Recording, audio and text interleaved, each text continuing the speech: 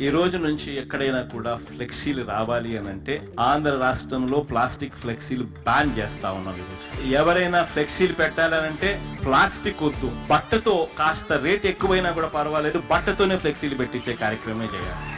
మొట్టమొదటి అడుగు కింద ఆంధ్రప్రదేశ్ రాష్ట్రం ప్లాస్టిక్ ను రిమూవ్ చేసే ఒక ప్రక్రియలో ఒక మొట్టమొదటి అడుగు కింద ఖచ్చితంగా ఇక్కడి నుంచే పిలుపునిస్తా ఉన్నాను.